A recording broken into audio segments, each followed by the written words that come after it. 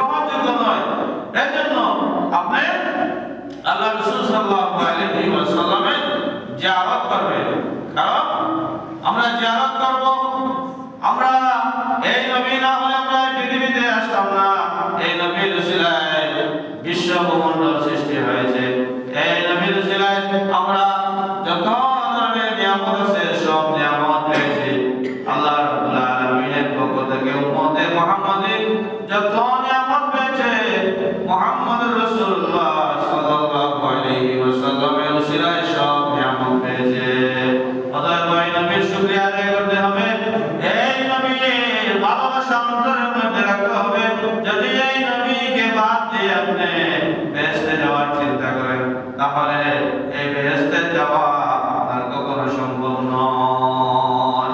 বেহেশতে যেতে হলে অবশ্যই মুহাম্মদ রাসূলুল্লাহ সাল্লাল্লাহু আলাইহি ওয়াসাল্লামের মহব্বত লাগবে। এক সাহাবী বলেন, ইয়া রাসূলুল্লাহ, কিয়ামত কখন হবে? আল্লাহ রাসূল সাল্লাল্লাহু আলাইহি ওয়াসাল্লাম বলেন, কিয়ামতের জন্য তুমি কি সংগ্রহ করেছো?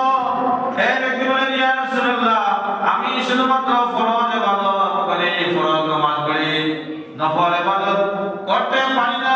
ইয়া রাসূলুল্লাহ, তবে আমার অন্তরের মধ্যে, আমার কলবের মধ্যে মুহাম্মদুর রাসূলুল্লাহ সাল্লাল্লাহু আলাইহি ওয়াসাল্লামের মহব্বতে পরিপূর্ণ। ইয়া রাসূলুল্লাহ, আপনার মহব্বত আমার অন্তরের মধ্যে আছে।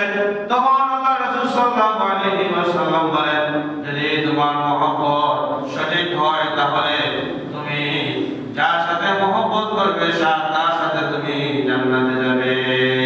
আল মারু মা'a মান আহাব্বাহু, তুমি যাকে ভালোবাসবে কিয়ামতের দিন তুমি তার সাথে জান্নাতের মধ্যে থাকবে। বলে সুবহানাল্লাহ।